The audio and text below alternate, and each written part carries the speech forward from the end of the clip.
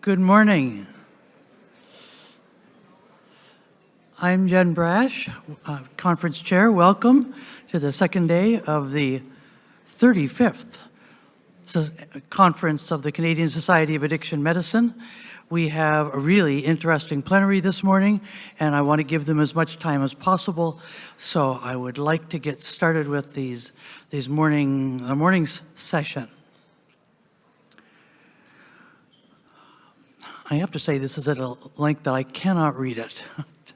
We take this time to recognize that we are currently on the traditional territory shared between the Haudenosaunee Confederacy and the Anishinaabe Nations, which was acknowledged in the dish with one spoon wampum belt. That wampum uses the symbolism of a dish to represent the territory and one spoon to represent that the people are to share the resources of the land and only take what they need.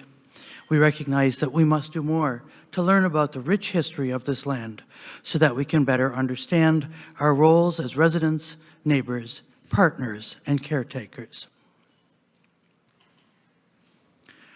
Today's plenary will help us look at shaping the future together and speak to the future. But before we get to that, I have a few announcements to go through. We, first of all, would like to acknowledge recipients of awards at this conference, and we awarded travel bursaries and full conference bursaries to a number of students. I would ask that if the students are here, that they come to see me after the morning session. I have your certificate for you. But our students who received a bursary here, I would like to acknowledge them. Please stand up if you've received a bursary.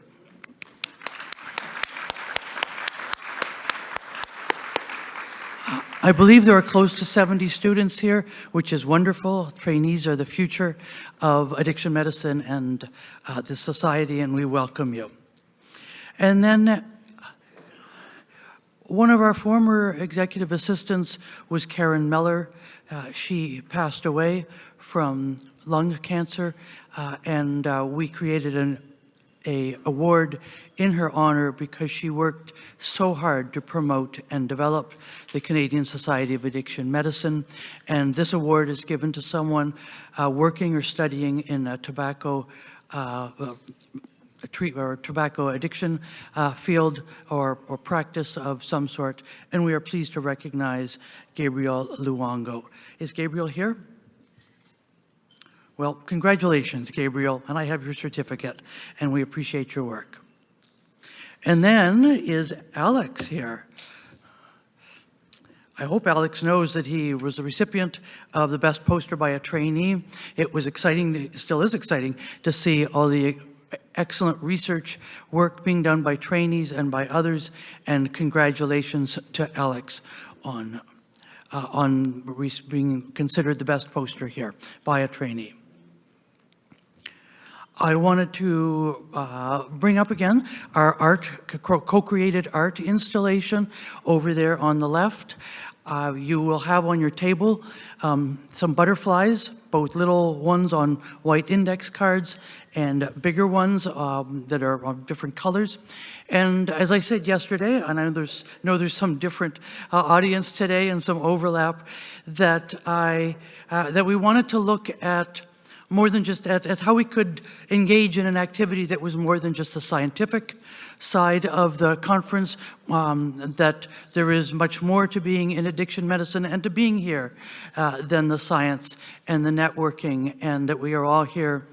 I'm sure we all have personal reasons, some of us more comfortable sharing those than others, whether that reflects to loss of a patient, family member, or a colleague or a friend, or speaks more to seeing someone progress through recovery after struggling with substance use. But we all have been touched by addiction medicine personally, or by addictions personally, and I would like to, I offer you the opportunity to express some of that.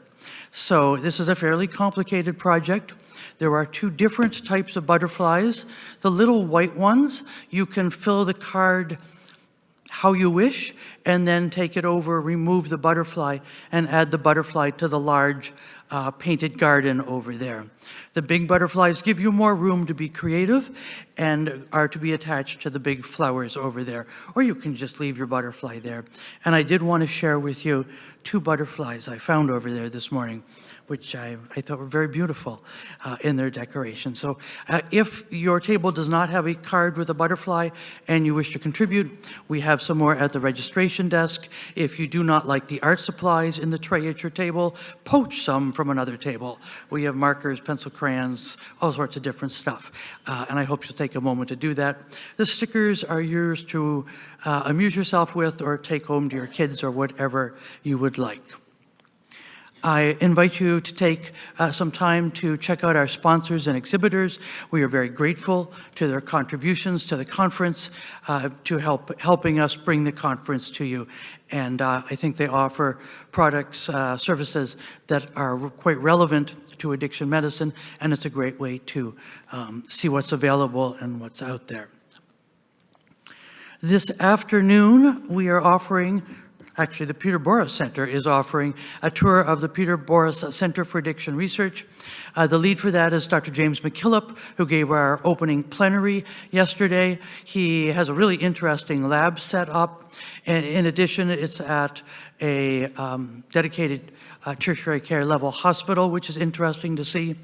It's open to 20 people, students, people visiting. If you haven't seen it, he gives a great tour. Sign up at registration at 3 o'clock.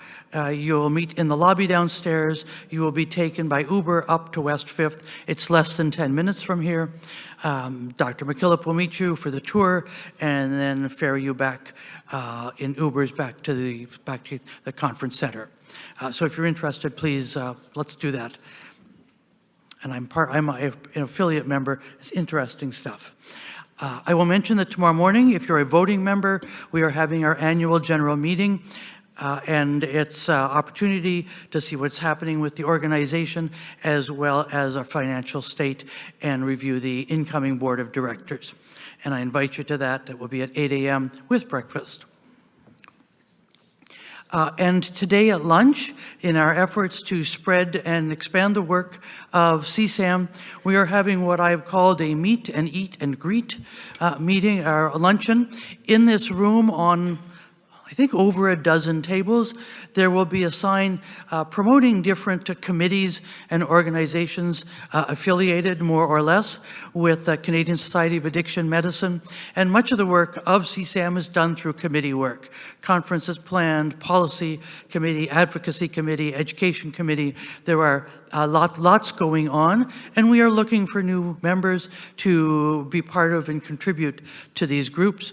So when you come back with your lunch from the foyer, please consider joining one of the tables and learning about what the group does. No lasting obligation, but you might find a group you want to connect with and contribute to CSAM. And I think that's what I have. Thank you very much for your attention this morning. And we are like ahead of schedule. This is really good. I am delighted to welcome Dr. David Crockford. He's an addiction psychiatrist from Calgary and has just become the editor of the Canadian Journal of Addiction. He's going to moderate our session this morning. And please welcome Dr. Crockford. I will say that as we did yesterday, we'll take questions on index cards or these snazzy little pads that are on many of the tables.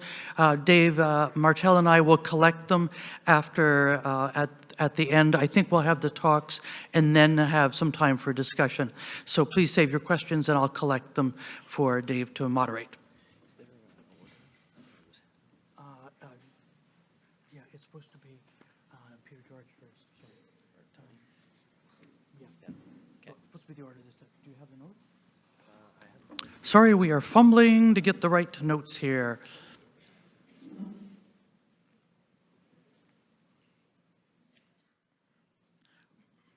Whatever you want to do, the three of you decide who goes first. There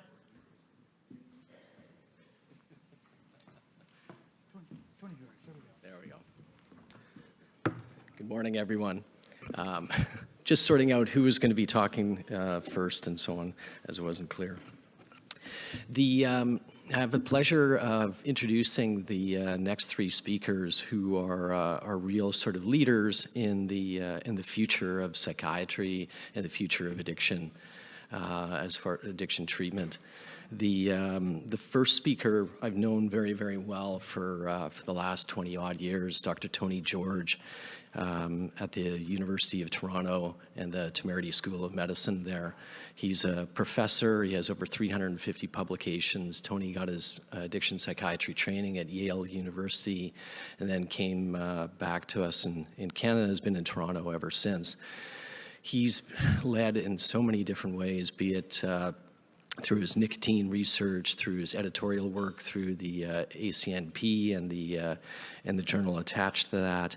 But essentially, most of what is written in addiction psychiatry, in some way, Tony has had his hand in. And one of the areas that he's going to be talking about now is a new and emerging area, which is pretty exciting because we haven't had a lot of new treatments in addiction for a while, and he'll be speaking about neuromodulation and its potential roles in addiction or in psychiatry and addiction. So without further ado, Dr. Tony George.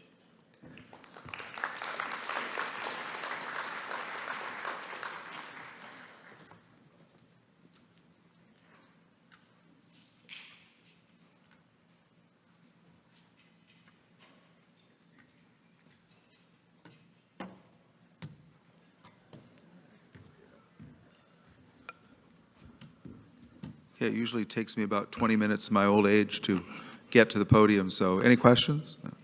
Okay, let me see if I can figure this. So thank you, David. David and I have been good friends for a long time, so thank you for that lovely introduction. And it's wonderful to be here at CSAM in Hamilton. It was a relatively short journey for me, fortunately.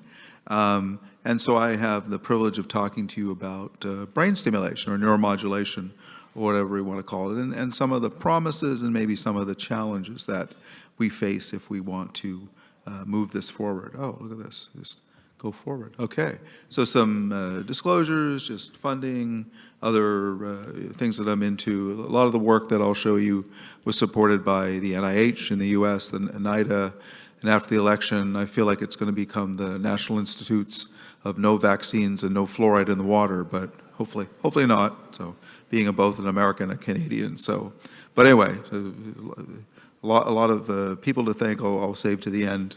And so, you know, the neuromodulation is brain stimulation is predicated on understanding the brain, so the disease model of the brain. And yet, you know, as I'll show you, we can maybe combine it with more integrative treatments to sort of, you know, the sum will be greater than the parts. But, you know, the premise here is really the brain reward system and what we know clinically to be associated with addiction. So dysregulations of affect, reward, cue reactivity, that is when you pair a cue with, you know, the behavior that it's associated with, it'll activate certain parts of the brain. And so along with executive control, so our ability to sort of suppress addictive behaviors, you know, through learning, through things like cognitive behavioral therapy. We know all of those areas and the associated brain structures are dysregulated in a circuit. And, you know, so it's a circuit that we know, and many people have studied it, whether it be animals or in humans, brain imaging. And so we like to think of neuromodulation as kind of like a black swan, you know. Yeah, we knew it's out there. Other people in depression and schizophrenia and OCD have been using it. We thought maybe we would try it, but we waited so long, and now we're finally getting to that. So it's like one of those eureka moments that we've come back to. And we know the brain is plastic as well. So, you know, we can change some of these circuits with stimulating the brain or inhibiting it, as may be the case, as I'll show you. This is work from George Koob and Nora Volkow and Tom McClellan, you know, well known, and you know, so it forms the sort of neuroscientific basis for brain stimulation kind of work. And so you know, this is anyone who's an expert in brain stimulation will look at this and say, oh, this is a big oversimplification. So it is a big oversimplification, but these are the three basic methods that have been, you know, shown to be effective in shaping behavior, including addictive behavior. And so they are TMS, which is transcranial magnetic stimulation. The one in the middle, TDCS, transcranial direct current stimulation. And then the last one, DBS, deep brain stimulation. So there are three fundamentally different but overlapping ways to get at this underlying neurocircuitry. So I'll talk mostly about TMS, and that's essentially applying magnetic fields to the head, and that have some degree to penetrate either to, a couple of centimeters to the underlying brain, like the frontal lobes up here, or even with some modifications to deeper down structures, sort of focusing it. So TDCS is very superficial. It's essentially electric current that's at the scalp, and I won't talk too much about that. And then deep brain stimulation is actually a neurosurgical procedure. So you need a neurosurgeon. I'll show you some exciting data on that. And I like to say, I had saying for many years, addictions is not brain surgery, but maybe it is in some circumstances. So those, in a very simple way, are the three basic approaches of brain stimulation that have been put forward. And there's some good data in addictions on that. Speaking of that, so this is a review article in Neuropsychopharmacology, the journal that I co-edit. And we published a paper last year with some wonderful students and some leaders in the field, including Victor Tang, who's at CAMH, Colleen Hanlon, who's really one of the superstars of brain stimulation. I actually referred to her as the Beyonce of addiction brain stimulation. And the young people say, Beyonce? Oh, yeah, my parents used to listen to her. Yeah, okay. She's married to, anyway, don't get me started. So, but anyway, we put together this nice systematic review and meta-analysis of the studies that looked at TMS, or RTMS as it's called, TDCS, and deep brain stimulation. And the good news is that there's been about 100 studies spread across that, mostly RTMS and TDCS. And if you look specifically at tobacco and alcohol, there's excellent data, particularly if you stimulate the frontal lobes, that it's effective, and some emerging deep brain stimulation studies. But hopefully this neuroscientific basis for this will continue to improve over the years. And we're late to the game with this, but I think the good news is the future is very bright for addiction brain stimulation. And so I was going to focus on RTMS because that's the one I know about. And like I said, it's like a black swan. We've known about its potential, but we sort of said, well, we should try it. And eureka, it actually looks very promising. And so our approach has been to stimulate the frontal lobes up here with these magnets. And we usually stimulate as opposed to inhibit it. So, and I've told you most of this, so I'll just move on. And so it gets even a little more complicated with RTMS. There are different coil types that have implications for what we can do or can't do. And so when I first came around to this field, when I came to Toronto and met Jeff Daskalakis, who was really getting things up and going into what became the Temerty Center for Brain Stimulation at CAMH, there were these circular coils, and the emerging technology was this figure 8 thing, which could give you a little more. I'll just push this forward. So the old ones, the circular coils, just were like a shot in the dark. You could stimulate, but it was sort of very, very, very superficial, wouldn't get very deep, and it was everywhere. So you just stimulated everything. But then with the figure 8 coils, and you can say the coil looks like a figure of 8, you could actually focus things, but it just wouldn't get very deep. And then the latest refinement with this H coil, or helmet coil, known as deep TMS, so we can get this to move forward, is you can get deep, but it's still pretty diffuse. But with some most recent technological advances, you can actually get to very specific neurocircuits. So that's sort of the state of where we are with that. And so this is the brain again, this is the H coil, and I'll just move this forward here. Because it's more superficial with the H coil, you pretty much stimulate the cortex, and that's what we call the primary activations. But then you get these secondary activations, so the hip bone's connected to the leg bone, etc. So you start to activate this integrated neurocircuitry and get at the addiction structures, which are usually deeper. And you can either stimulate it or inhibit it. And so this is how you do that. With inhibitory, which is low frequency in the range of 1 hertz.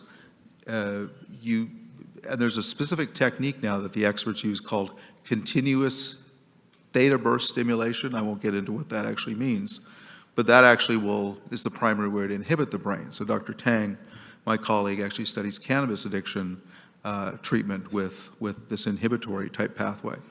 But then what I do is this excitatory thing, which is higher frequencies of 10 to 20 hertz, and it's characterized by this intermittent theta burst stimulation, which actually, at the higher frequency and the way we stimulate, primarily stimulates those primary activations and leads to secondary modulation. So you can either turn down with low frequency or turn up with high frequency. So that's kind of an overview of the science of that.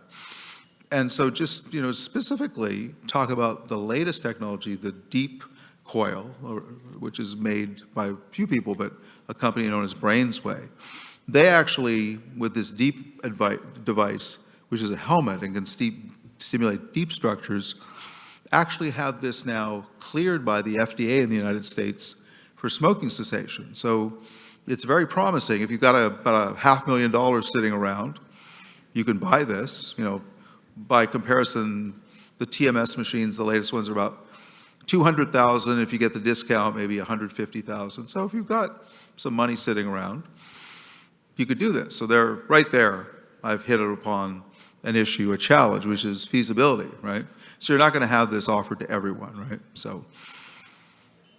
But anyway, the good news is that they did a smoking cessation trial that showed that if you use the deep stimulation to areas implicated in smoking cessation, some of those deep structures, you could actually have success in smoking stimulation. They have active versus placebo or sham stimulation, so it actually is quite sophisticated in that way. But I want to talk about my area, which is concurrent disorders, and specifically cannabis addiction in people with psychosis, schizophrenia. And so this is just my intro to that. We know that cannabis is getting more potent and people are using it more often with legalization. This has certainly become an issue. And there's a well-known relationship that how frequently you use cannabis, what the potency is, will increase your risk of psychosis and schizophrenia. In fact, this is late breaking. This is actually a study we did with Dave Hammond at the University of Waterloo, and it's from his International Cannabis Policy Study. And there are some, interpretive challenges with this data. I was actually able to collaborate with a bunch of my current and former trainees on this. But what we essentially showed is that in the first 2 years since we legalized cannabis in Canada, recreational cannabis, the only diagnostic group, mental health group, to increase their cannabis to daily use are people with psychosis. So this has just come out in the journal Cannabis, which is a cannabis research journal.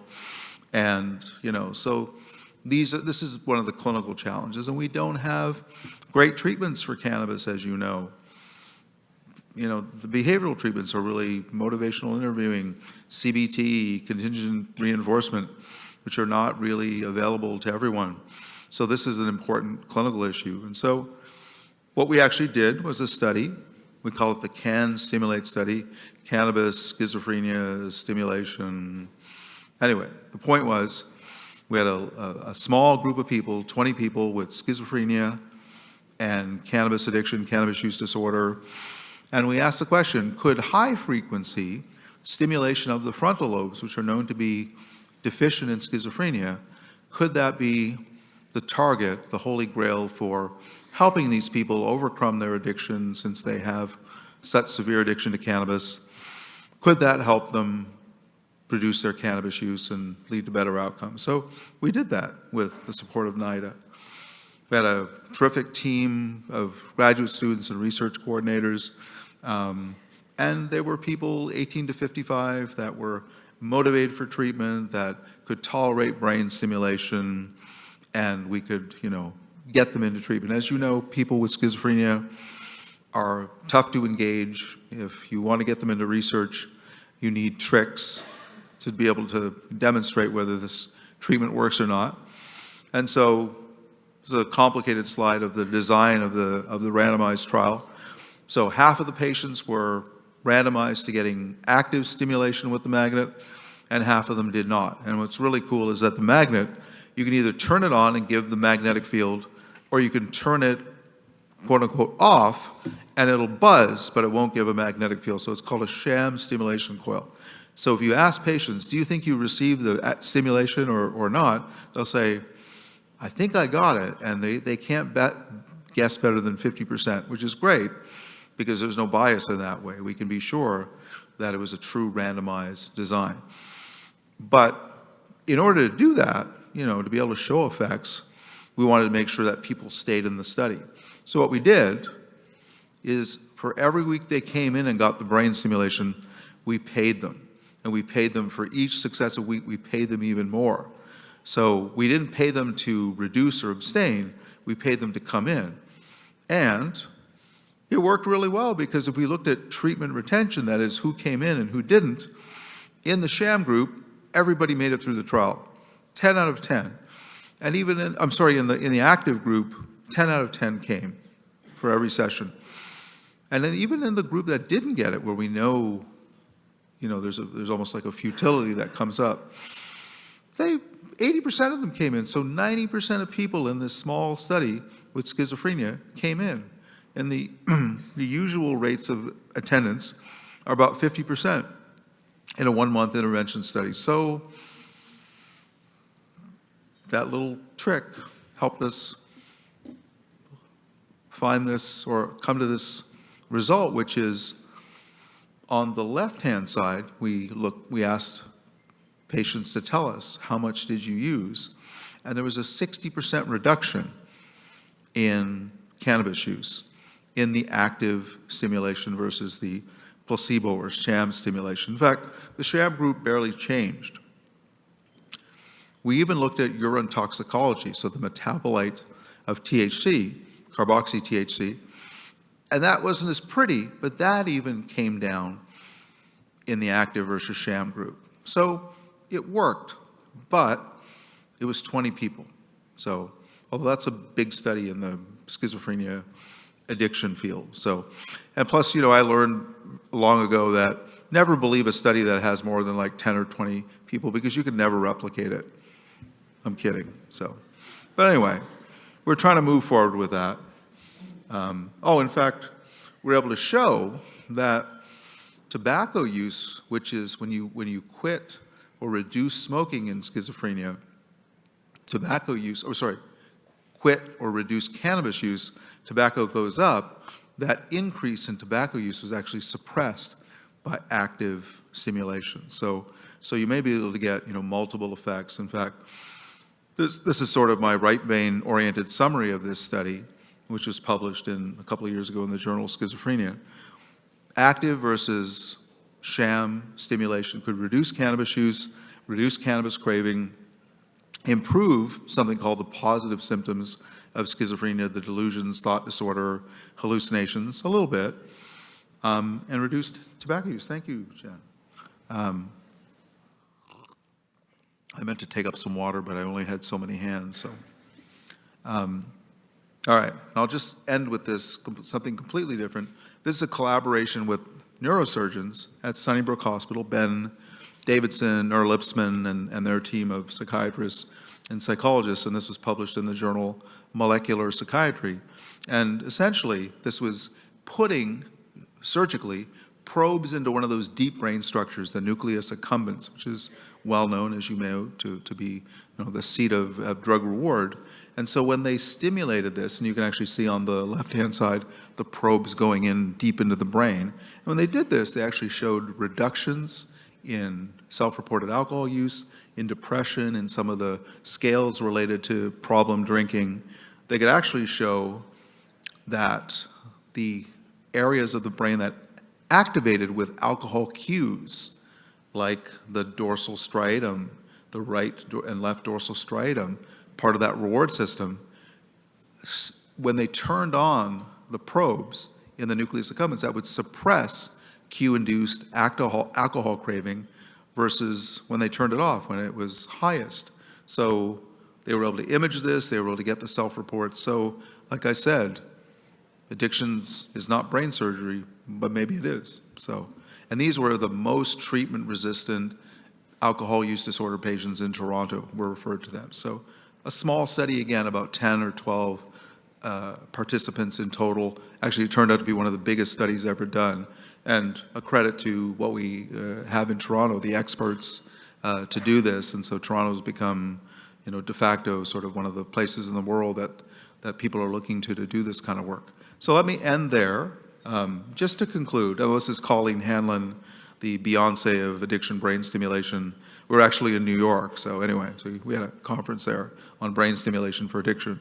And so brain stimulation appears to be feasible and safe and a potential treatment for addictions, particularly in the most difficult to treat, but it's expensive and you need a lot of resources to do this, a lot of expertise, so it really has to be reserved for the people who have the most resistant addictions.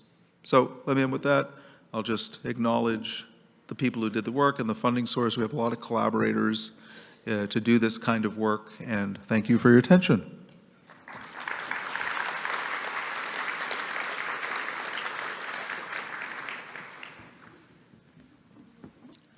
Thanks, Tony. One of the questions that came up was as far as any experiments using TMS for stimulant use disorder. So if you had time to look at that table, I'm sure you all copied down all the information. I can send you that. There have been very few stimulant use disorder trials in the brain stimulation field, mostly for cocaine, a few methamphetamine, but they're primarily RTMS, and they're promising, but there's literally like a dozen studies or less. So it's an emerging area. I know some of the people who are doing this work. And, because like cannabis, we have very few effective treatments for stimulant use disorders, i.e. cocaine, methamphetamine, and other stimulants. It's promising. So stay tuned. Yeah, that's an important question. Thanks. Should I stay up here? If you want to stay up here, yeah. And if you have further questions that the panel members will answer them also at the end around it. I have the pleasure, the next person to introduce is Dr. Matt Keogh. He is an associate professor and clinical psychologist at York University. And he has a particular focus on emerging adults, that population, and apropos to that, innovative digital technologies that emerging adults would also pick up. And whereas, something like RTMS might be for a very select group that are somewhat treatment resistant or and difficult to potentially access, something that Dr. Keogh is looking at much more so is digital technologies. This can, people can do it on their own time, easy to access, wide distribution, could have really sort of large implications around it. He's a clear leader in this area and has over 115 peer-reviewed publications despite being early in his career. I feel humbled actually being around these people. And so without further ado, let's bring up Dr. Keogh.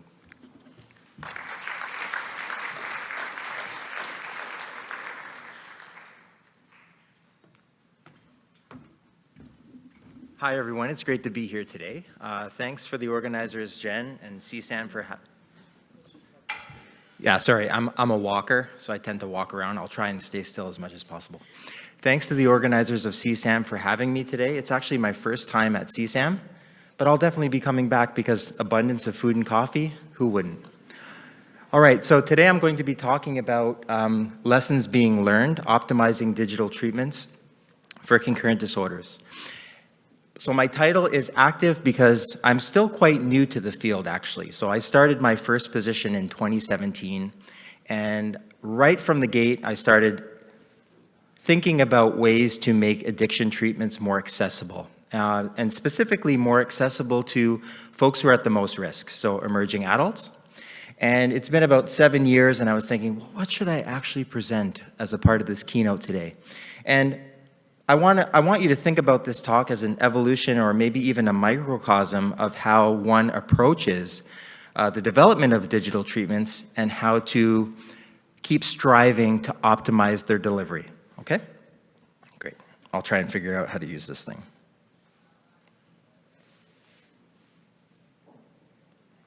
Excellent. Okay, so a brief outline. I'll be summarizing some definitions and prevalence and treatment approaches for a concurrent disorder. Then I'll be talking about what I'm calling this microcosm, or what we call this, what I've called the alcohol change course. And I'll be presenting some main trial findings. But the thing I want you to pay most attention to is the next steps in what I plan to do to optimize the alcohol change course. Okay? And one definition or one key term that I want us to get thinking about right away is this idea of digital phenotyping. Has anybody heard of digital phenotyping? Oh, wow, so we might learn something today. That's great. So I want us to, the key take-home message will be, let's do more, or let's move toward digital phenotyping, and I'll be able to describe what that is near the end of the talk, and then I'll just provide some brief conclusions. Okay, concurrent disorder. We all know what concurrent disorders are. They're extremely prevalent in the population, so lifetime prevalence of a concurrent disorder is between 20 and 50%. If we think about what concurrent disorders are, they are addiction plus mental health issues. And most concerning is concurrent disorders have gone up drastically in the past 15 years, I would say. So according to my slide here, if we look at the pattern from 2009 to 2019, we actually see a 73% increase in concurrent disorder. So concurrent disorders are here to stay. They're becoming more and more prevalent. And if we think about the reality in addiction medicine that we deal with, concurrent disorder is that reality. It can happen, but it's uncommon for addiction to manifest just primarily in isolation by itself, okay? So for us treating addiction, we know this story all too well, and we need to be thinking about concurrent disorder. Now, as I mentioned earlier on, why do I care about young people so much? When I use the term young people, I'm really talking about emerging adults, so being between 18 and 29 years of age.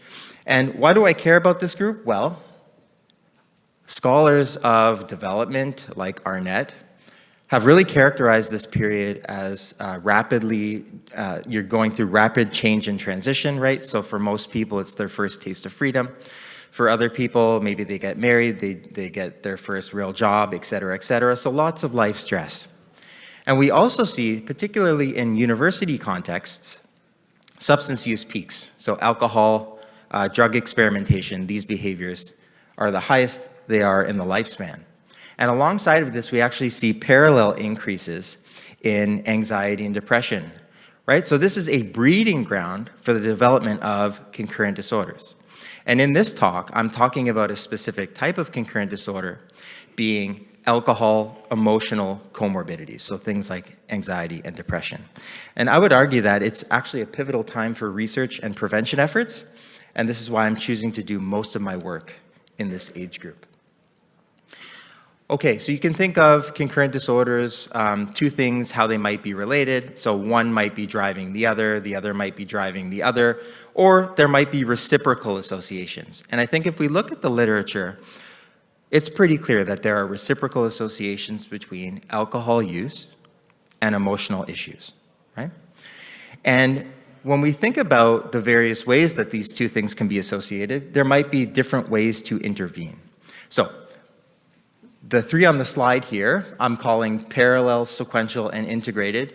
Really briefly, parallel treatment means an individual gets help for both problems, but by two different professionals who may or may not talk to each other.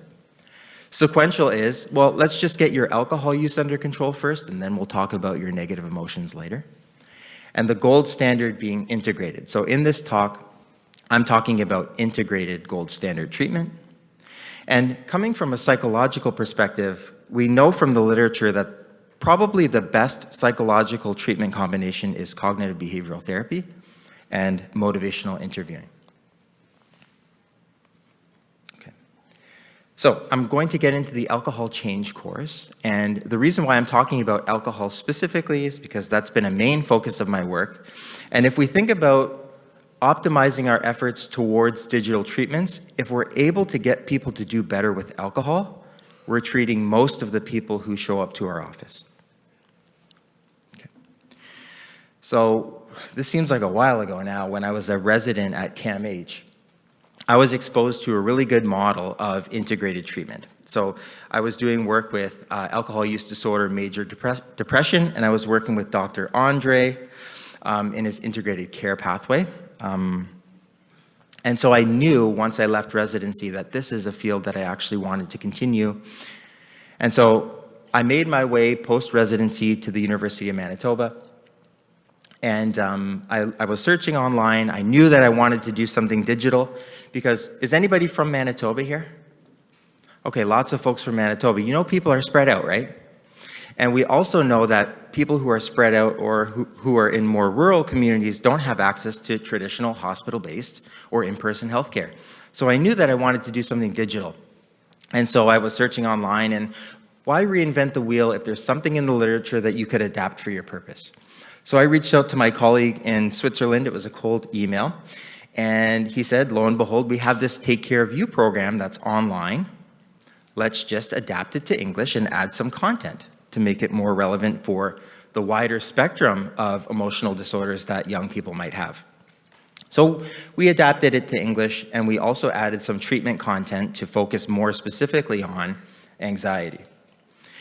We've done a lot of work on the content of this course, and I've been working with Dr. H, the University of Regina, on this alcohol change course to really make sure that we're targeting the wide spectrum of things that people can experience when they're having alcohol difficulties. So things like aggression, things like interpersonal issues, co-occurring cannabis use. So we've really adapted the content. Okay, so really quickly here, these are the main trial results. So again, some eligibility stuff. After we translated it, we did a randomized control trial where we recruited young people, primarily in the emerging adulthood range. We did go up a little bit in terms of our age criteria to 35. But if you can see, the mean age is around 25, so we're hitting that emerging adulthood sweet spot pretty hard. And these are folks from across Canada. So not just Manitoba or Ontario, people from across the land. And we did a simple randomized control trial looking at this integrated treatment that was translated and the control group. And these are all people who weren't formally diagnosed with disorders, but through screeners had at least moderate levels of co-occurring alcohol use disorder symptoms, as well as emotional comorbidity. And they also had to be not in treatment elsewhere. Okay, so the hypotheses were quite straightforward. We expected our integrated treatment to do better in terms of reducing alcohol use as our primary outcome. And then we looked at a host of secondary outcomes, including alcohol-related harms, emotional comorbidity, and quality of life. And we also built in a 6-month follow-up, so the active treatment phase was 8 weeks, and then we looked at people half a year later. This is a little bit of a snapshot about what the treatment looks like. So you can see it's very modular. So there's a treatment website, people can sign in, and people can click and go through these modules sequentially. So it has the elements of CBT as well as motivational interviewing. It was interactive in the sense that people could actually go through and fill in exercises like they would do for a standard CBT style treatment. Okay, so this is the bit of a trial flow. We don't really need to focus here, but this is the standard consort diagram. What I want us to focus in on here is the level of emotional comorbidity in our sample. So at least moderate levels. Our depression was actually quite high according to the SESD. Our audit scores were above that level where you'd expect alcohol use disorder, right? So we're hitting the target population that we want to hit. And these are the primary findings immediately following treatment. Okay, so if we look at harmful drinking as measured by the audit, it immediately went down if folks received active treatment. We also looked at depression scores. Again, the darker line is active treatment, the lighter line is control. Readiness, so folks who stayed in our program at least remained ready to continue to change, and some modest improvements in psychological quality of life. If we look at the longer-term 6-month outcomes, we do see sustained effects for the treatment group with respect to harmful drinking, and we see improvements in psychological quality of life. Okay, so this part I want to go over fairly quickly. So when we're doing randomized control trials, we have very strict inclusion-exclusion criteria. We don't do so well, at least in the psychology space, at looking at what are the individual differences that are associated with better treatment response from our interventions, okay? And so one thing we did with a follow-up study is we actually examined subtypes of treatment responders. So you might expect that certain folks might respond more differently to our treatment than other folks might. So for example, those with really high severity might not do so well in an online program, right? It might be that these individuals might be more apt to do well in, let's say, a standard in-person residential treatment program. So we looked at this and we included a variety of baseline predictors. So background risk factors like do they have a pre-existing mental health diagnosis? Have they been in treatment before? Et cetera, et cetera. Symptom severity, executive dysfunction. In CBT, executive dysfunction might be a problem because it's a goal-directed treatment. So you want to try to characterize if there's something going on there, preventing folks from engaging in your treatment. And of course, motivation. Okay. Great, so hopefully everybody can see this. The colors are a little bit different, actually. So take my word for it, this was blue. The blue group is the high-risk group. So they had the strongest family history of substance use disorder among the other groups. And the folks in the moderate severity group actually had the highest likelihood of having a previous mental health diagnosis, as well as reporting having engaged in treatment for that. Sorry about the colors, guys. Okay. So here on this slide, so how do I go back? On this slide here, yeah, it's essentially washed everything away. So take my word for it, the high severity group was actually characterized by the highest executive dysfunction, the most significant depression, the most significant anxiety, and the most significant alcohol-related harms. And long story short, folks with moderate severity of issues at baseline actually responded optimally to our treatment. So they were the best responders. And those with high severity problems at baseline did not respond very well to our program and reported significantly poorer quality of life post-treatment. Okay, so next steps to optimize this alcohol change course. Here's where I really want us to sort of open up and get some terminology right. Okay, so we noticed some obstacles in our treatment, okay? So we noticed that it was difficult to keep people in treatment. So we had a very high attrition rate if we look at the number of folks who dropped out all the way to the 6-month follow-up. It was as high as 66%. And you might say, wow, that's pretty high. But if you actually look at the literature in this space, 66% is not bad. And we also had suboptimal treatment engagement. So we had 12 modules, but the mean number of modules people actually completed were 3. So then that begs the question, did folks actually get an appropriate dose of our digital treatment? So we decided, based on these, let's call 15 participants back and do some interviews with them to figure things out. And what they reported to us is that they had a preference for a smartphone app versus something online, right? So everybody has one of these smartphones for the most part. The other thing they mentioned is they weren't actually thinking about accessing the website when they were actively craving or distressed, right? So you have to go to a computer, log in. You can do it on your phone, but it's a bit clunky. So they reported this idea of feeling like they were on autopilot. So despite their best intention, they lost control. The other thing they wanted to see was more dynamic and engaging content, and specifically folks who had neurodiversity like ADHD. They wanted to see more of that content, and they wanted to have the option of some therapist assistance. Okay. Great. So where we are at currently right now, we've developed this treatment content. We have an online program. It's primarily website-based.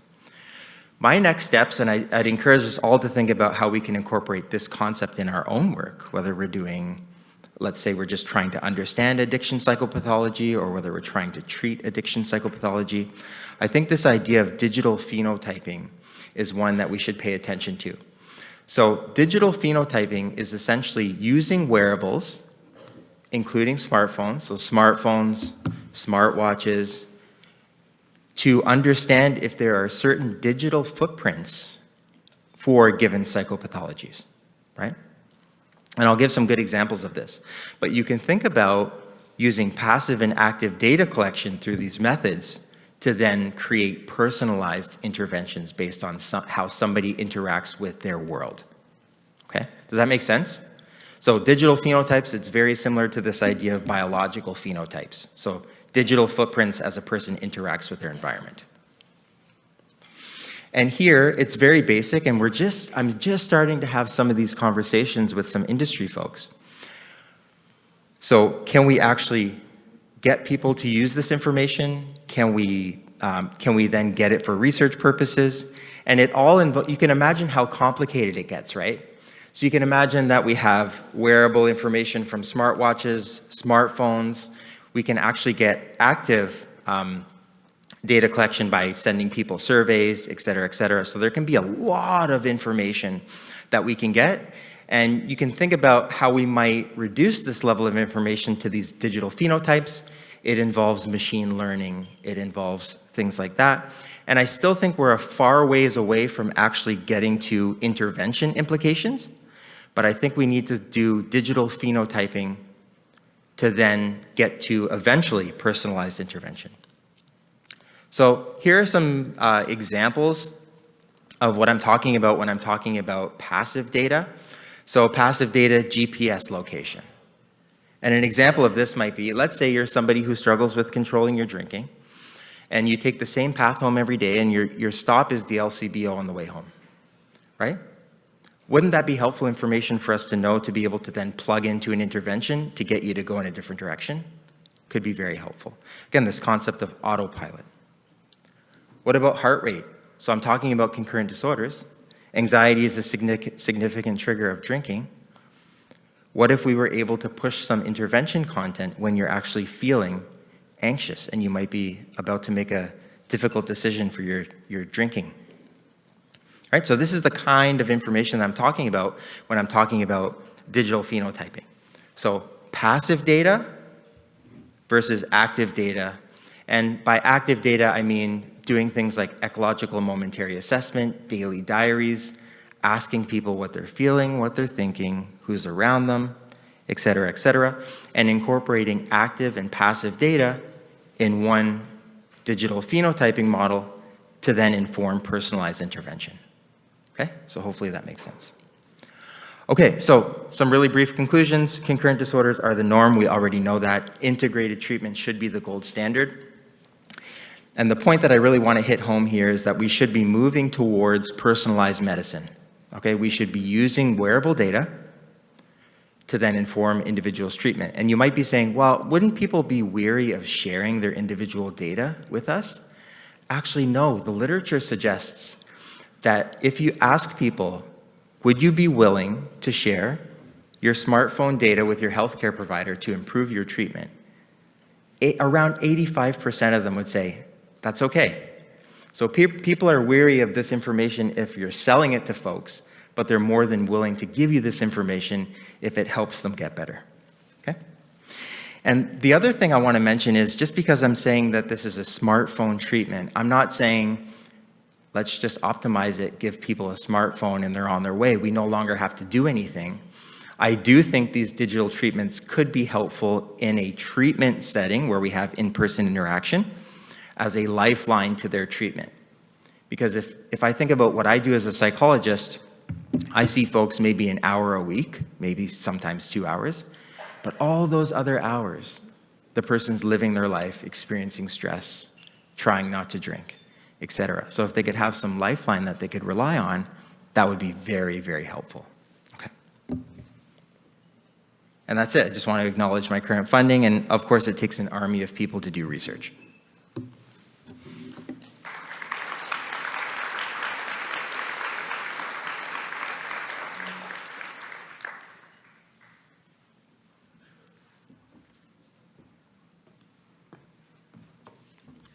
we'll do is we'll save it for a bit. And Sure. Then we'll let Sounds Dr.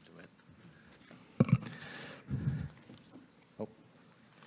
I'll save the questions for the panel discussion at the end, just to give Dr. DeWitt adequate time around it. So Dr. Harriet DeWitt is our next speaker. She's a professor at the Department of Psychiatry and Behavioral Neuroscience at the University of Calgary, or University of Chicago. I'm from Calgary, Freudian thing there. She has over 400 publications, and she's really always sort of looked at trying to understand why people use substances and how the substances affect them. She's studied a myriad of different substances, but the focus of her talk is going to be on the newer ones, particularly looking at MDMA and looking at LSD and its potential uses for the treatment in addiction. So, Dr. DeWitt, thank you.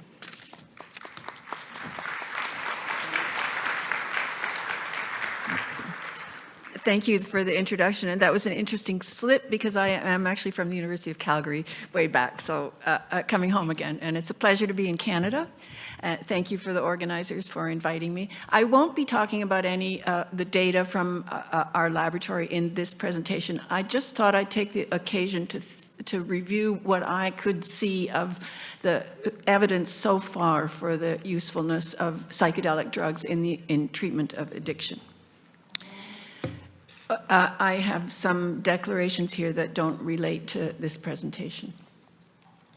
So this is a quote from Bill Wilson, who was the founder of Alcoholics Anonymous, who had an epiphany, a transformative experience through the use of a psychedelic drug. And it's interesting, this is the founder of AA, and AA has since then become kind of taken a stand against medication treatments of alcohol use disorders.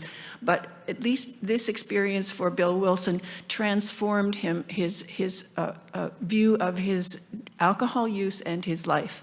He said, "Suddenly the room lit up with a great white light. I was caught up in an ecstasy which there are no words to describe." If you think about these quotations, it's also interesting to think about how we might test these in laboratory studies, which is kind of my area of work. So when you say there are no words to describe the experience, this is one of the main obstacles in psychedelic research. It seemed to me in my mind's eye that I was on a mountain and that a wind, not of air but of spirit, was blowing, and then it burst upon me that I was a free man. So now this free man idea is one of the kind of theoretical not explanations, but hypotheses about how psychedelics work, that they might free people who are constrained by their drug use problems and free them to think about themselves and the world in a different way. So this is what I'm going to just talk about in this presentation. First of all, I thought I would look to see what really is the published evidence that psychedelic drugs facilitate addiction treatment. And if yes, then which of the drugs, at what doses, and for exactly which disorders. And then, of course, the big questions of how and why do psychedelics work, if they do. And so those are, mainly I'm going to be raising questions here rather than giving answers. With regard to the evidence, most of the studies that have been done with psychedelic drugs to treat addictive disorders have been open label, which means that the participants are fully aware of what they're getting and they're fully expecting a positive treatment outcome, which of course limits the way that we can interpret the findings. The first three medications here that have been tested were LSD, which actually was tested widely back in the 60s when there's some publication record of what was done in the 60s, but it's not as complete as we have now. Then there's two studies with psilocybin, a smoking cessation study and an alcohol use disorder study. And then the three drugs that I've listed below are sort of in the category of psychedelics, but they're not classic psychedelics, so ibogaine, MDMA, and ketamine. So again, there are some publications of open label studies. And of course, these are, I shouldn't say of course, but these are all showing promising results, but there's no comparison condition. have there been any studies that have been blinded and with an active control? And I found 3, one with psilocybin for alcohol use disorder, and they used diphenhydramine as an active comparison. And then 2 with ketamine, which is not exactly a psychedelic drug, but there are these 2 studies where they used midazolam as an active control. And both of these, all 3 of these showed some promising effects with the psychedelic drug compared to the active control. So 3 studies, and actually just 1 with a psychedelic drug, is not very strong evidence so far. So really one of the main messages of my review of the literature is that we need more data. And actually, if you look on clinicaltrials.gov, there are at least 100 or even 200 trials ongoing. So everybody is doing this with every possible addictive disorder, and it will be interesting to see what comes out of that. Which psychedelic drugs? So the greatest interest has been with classic psychedelic drugs like psilocybin, LSD, and DMT. And then, as I mentioned, there are related drugs like ketamine, ibogaine, MDMA, and then also microdoses. So the microdoses are doses of the classic psychedelic drugs, but given at sort of sub-detectable threshold doses. And there's some thought that that might produce kind of beneficial effects, not specifically for addictive disorders, although it's been considered for that. Nobody has really looked at that yet. So then you can ask, if we have all these different drugs to choose from, do the drugs differ in their acute effects? So they all mainly act on serotonin 2A receptors, but do they have kind of slightly different profiles of action, either at that receptor or other neurotransmitter receptors, and do they differ in their effectiveness? And can the differences in the mechanisms of action reveal why they work? So do they work on sensory? So some drugs produce more sensory alterations, some more spiritual experiences, and they might differ in receptor mechanisms. So an important question going forward is to see whether there are meaningful differences among the different drugs. Which substance use disorders? I've mentioned a few. The alcohol use disorder, there is some evidence, and then cigarette smoking, there's one study, and people are looking at psychedelic drugs for cannabis use disorder, opioid use disorder, and stimulant use disorder. Those are definitely ongoing. There's quite a number of studies, and they're well on their way, but we don't know the outcomes yet. So this also raises a question. So if we're giving a psychedelic drug to treat all these different substance use disorders, what does that tell us about substance use disorder or how the drugs work? So how can a single pharmacological treatment work for such different substance use disorders? So alcohol use disorder and the pattern of alcohol use and the patterns of relapse and withdrawal are very different from nicotine for tobacco dependence and the way that people use tobacco. And so what do all those different drug use disorders share? Is it a difficulty in inhibitory control, a strong motivation, an inability to not do something that you're strongly inclined to do?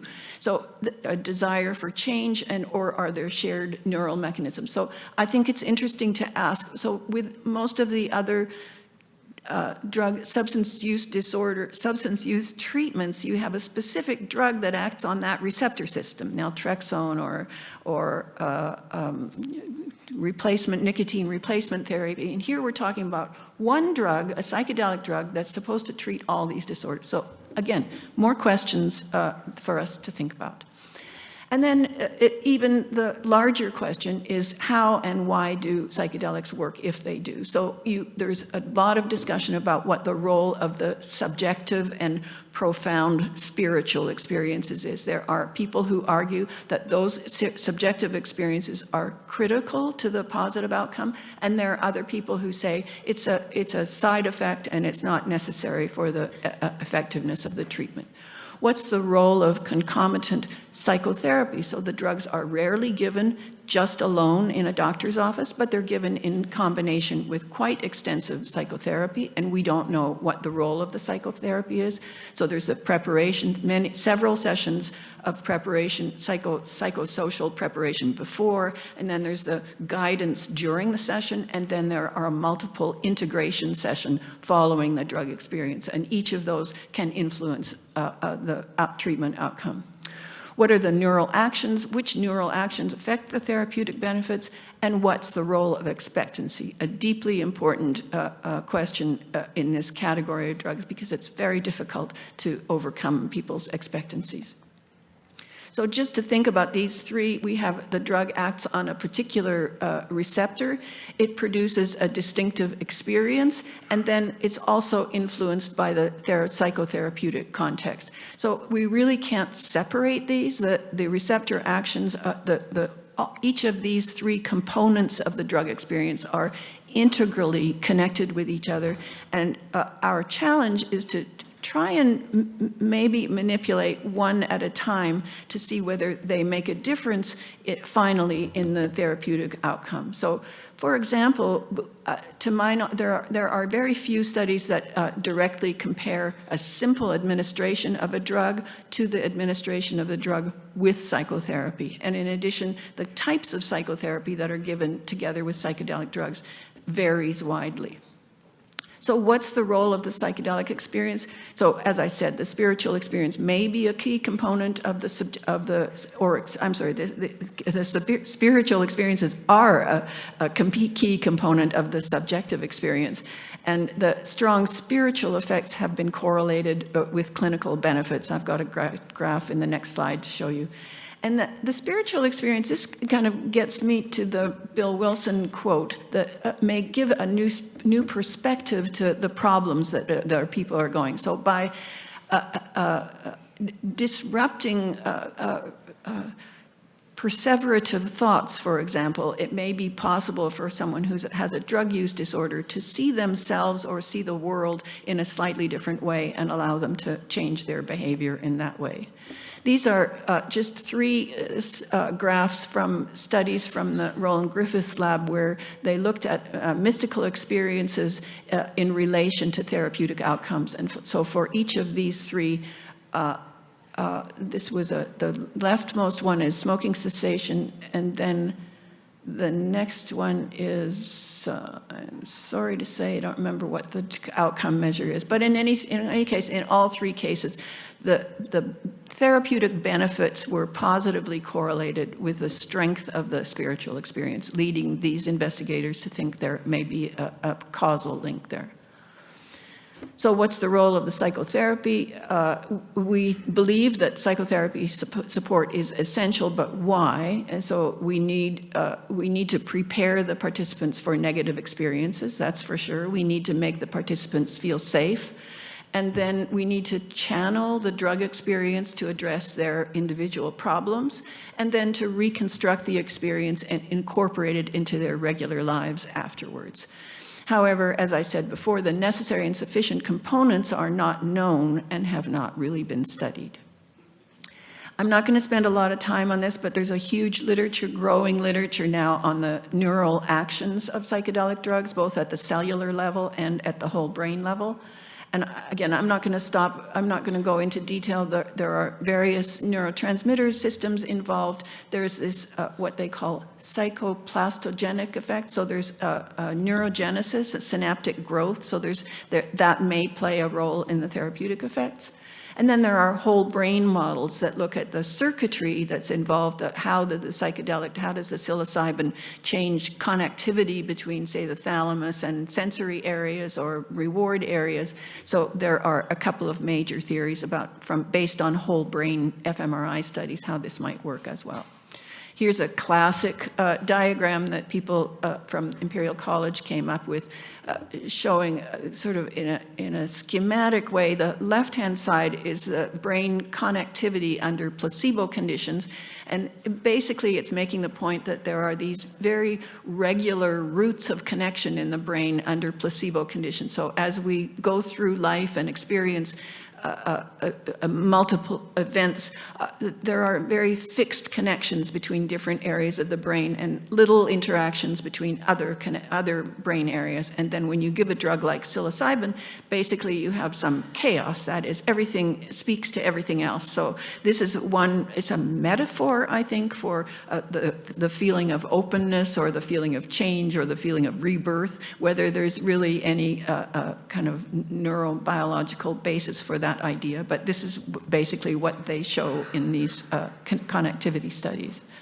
And then lastly, what's the role of expectancies? We know that positive expectancies can enhance clinical outcome. We know that psychedelic drugs are very difficult to blind. We know that highly motivated therapists can increase expectancies, and because of all the publicity about psychedelic drugs, now the patients also have very strong expectations of the outcome. And separating the pharmacological effects from the expectancies is a continuing challenge for the field. So just by summary and even more questions, are psychedelic drugs really effective in the treatment of addictions? And if so, which drugs, which addictions, and which therapy? And what are the receptor mechanisms? So I'm just acknowledging some of the people that have worked with me, and the research that I do that I haven't talked about here is funded by NIDA. Thank you very much.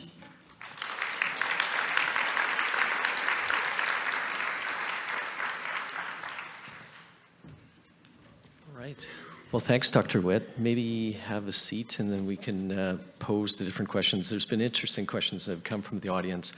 And one of the ones which I think maybe would be to start off with is, how do we balance the vulnerabilities of the patients that we see? So the young adult who's getting treatment, who might be giving up their digital information, which all of a sudden might have long-term implications, or our highly traumatized patients who show up with addiction, who are all of a sudden potentially undergoing psychedelic psychotherapy, and how is that sort of managed? How do we manage these vulnerabilities?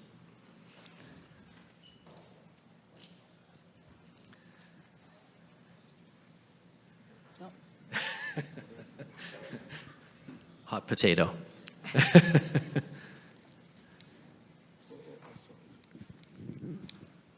So that's a loaded question.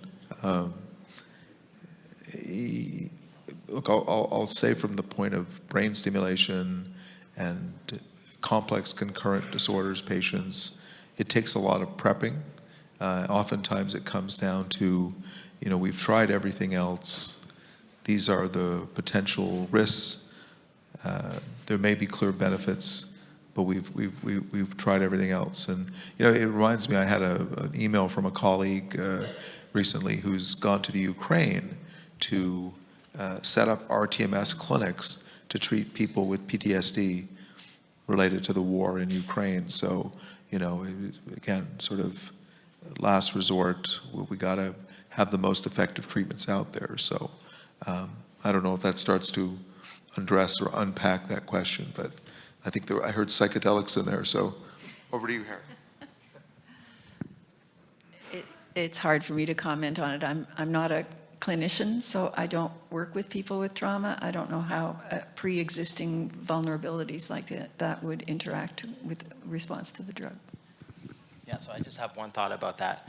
So I think a digital platform that is personalized, so personalized medicine, could be super helpful for managing vulnerability. Because if we think about the way in which we're able to treat folks who struggle with pretty significant concurrent disorder, it's mainly a hospital or a clinic model, right? Where we see them only a fraction of the time that they're living their life. And so I think if we can do the personalized intervention well through digital data, then that actually might be a lifeline they can use when they're feeling at their worst. So I think the digital tool is a way to enhance treatment and potentially to reduce those moments where they feel awful. One of the other common question that's come up is around, and I think it really speaks to issues with neuromodulation, potential issues with psychedelics, is what is the evidence around persistence of effects for sort of moderating substance use, or because often, the 4-week trial, the brief trial, everybody has a great placebo response, and then we deal with chronic diseases, being addiction. Is there any good data around persistence of effect? I don't think there's good data. I think that's part of the clinical trials would be long-term follow-up. You need the immediate 4 and 4 week and 8 week, and then they need to follow up longer, and then maybe repeat treatments will be needed. So I think it's an empirical question, how long the treatment lasts and when retreatments are needed. I completely agree with Dr. DeWitt. You know, I'll speak to the brain stimulation, just doing clinical trials in complex populations over the last 25 years. Oftentimes, you know, when you submit grants, reviewers will say, interesting idea, very complex population, feasibility is not looking very good. They want to do a follow-up. My gosh, that's going to cost a lot of money. Sorry. We're not interested. Great idea, but and so that's kind of been a great barrier that I've had to doing pharmacology trials, behavioral trials, neuromodulation trials in complex concurrent disorders. But we don't, you know, so we don't know about persistence of effect. I will tell you, in most cases, when you take away an active treatment like brain stimulation, and I'm sure this applies to even digital interventions and psychedelics, you lose that effect. So how do we piggyback on other feasible therapies that can prolong those initial effects we see? That's the big question. I tried to do this with that schizophrenia cannabis brain stimulation study, submitted this to CIHR and also to NIH, and you know, with the big budget, the $3, $4, or $5 million budget, and they said, this is great, but we don't have that kind of money. So can you do this for $500,000 or less? No.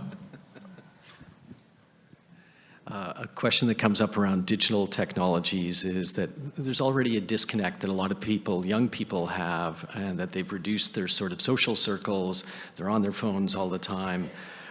Is there a concern that the use of digital technologies is actually just going to further distance youth away from having the important conversations with peers and parents and so on, which probably is going to be one of the most important things to recovery as well? Yeah, that's absolutely a great question. And there are downfalls of technology, many of which were just mentioned. And I think before we get into this space of creating these digital treatments, we actually need to do it in a very participatory way.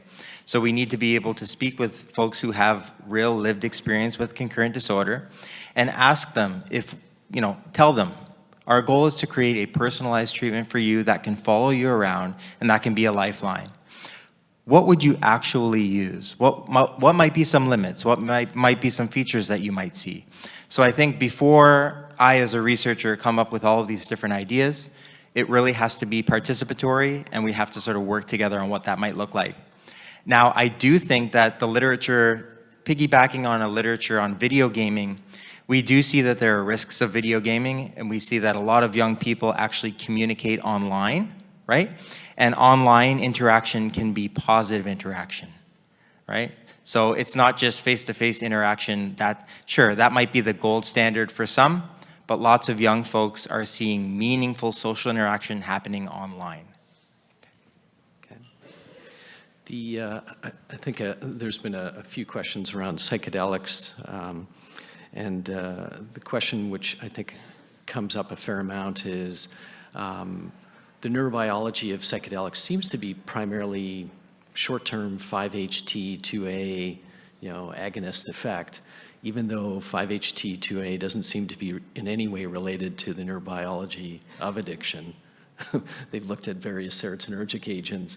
And can you help us with the disconnect of how these things then might be actually beneficial? Well, in part, that's an argument for the idea that the psychological experience is important, that the 2A agonist induces that experience, and then that it's the memory of the experience and the integration of the experience going forward that facilitates a change in life. But I would also say that serotonin is deeply involved in other psychiatric disorders that are related to addiction. So it's conceivable that there's some lasting change, some sort of neuroplasticity that affects the system that, we think about antidepressants obviously as having lasting effects as well. So I can see that people aren't using, that 5-HT2A agonists are not an integral component of the intoxicating effects of most drugs. That doesn't mean that they can't influence the recovery from unwanted drug use. question that came up, which is near and dear to my heart. What are the approaches to the treatment of concurrent alcohol use disorder with naltrexone and mental illness with SSRIs, given some emerging evidence suggesting that the combination may not be optimal? I might give this to Dr. George to make a comment on. David, I was going to just send that right back to you because we've had discussions about that. So, you know, I think I'll speak as a practitioner, and Dr. Crockford, please join into this. We treat complex people with concurrent depression and alcohol and other drugs all the time.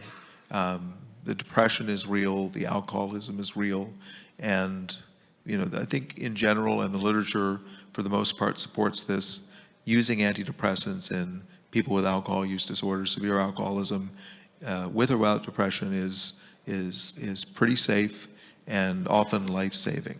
And when there's good evidence that combining them with anti-craving medications, including naltrexone and other, acamprosate, but naltrexone in particular is pretty strong. And we're not saying we need to give this as many people as we can, but I think it takes good clinical judgment and faith in your patient, your client, and it's pretty good. So, David, I know you have well-formed ideas on this, so. Some people have already heard me, so but I wanted to hear it from another voice, just in case. A question that comes up for the entire panel is, what do you see as the main barriers between where the promising research is and then its sort of larger implementation as a treatment modality, and how might these barriers be overcome in the coming years? I can start us. I think in short, we've been quite top-down in our approach to treatment, at least in psychology. So we have all these great treatments, but as I presented, folks really have a difficult time picking them up optimally. And it's not just my program, but if you look across the literature, you see statistics that are quite similar to mine in terms of dropout and treatment completion. And I would say that we need to back up a little bit and do way more participatory research, right? We need to do research with the folks who have the issues that we're trying to help them with. And I think we're doing lots of that now, and I think we'll do more and more of that for years to come. So I think participatory research is the way to move forward.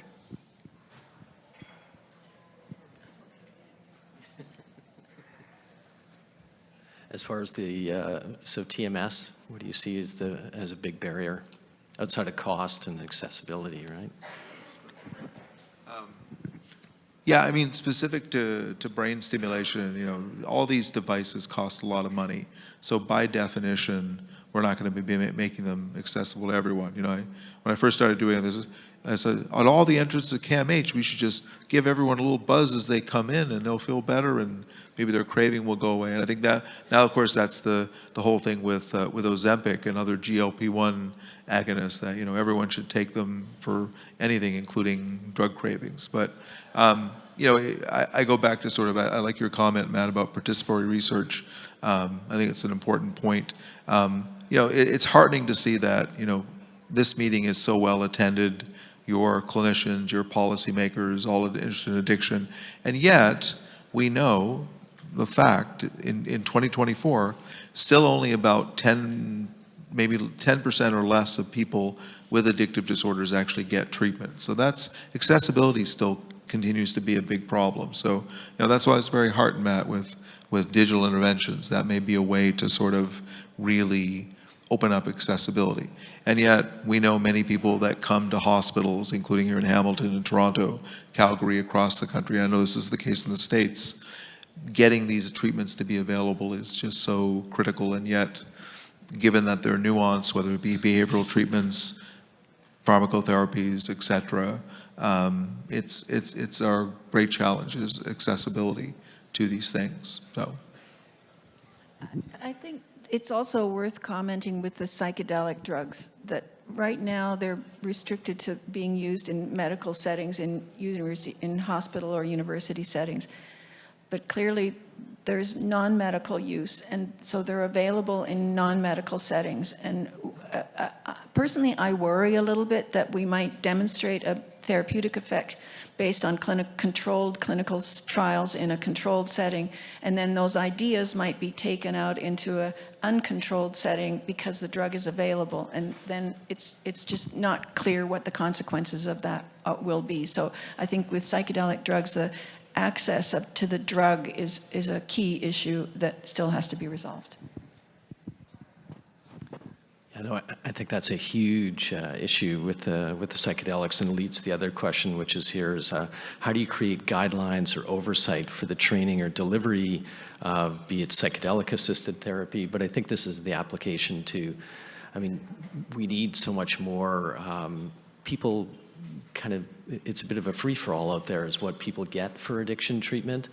And I'm heartened to see that, you know, the rigor of trials and the type of therapy, that it's very specific. I haven't noticed it really as much in the psychedelic realm, that it seems to be much more of an experiential guided. But can you talk about how we can maybe, you know, improve guidelines oversight so that way it doesn't turn into what you kind of fear is that, you know? You know, unfortunately, I don't think we really know what the best modality, for example, of the psychosocial treatment, how much of it, whether it should be CBT, whether it should be some other form of supportive psychotherapy. We don't know the answer of what's the best and what's the safest and what's the most long-lasting. So all I can say is more research under controlled conditions where we can document what works and what doesn't work. So that's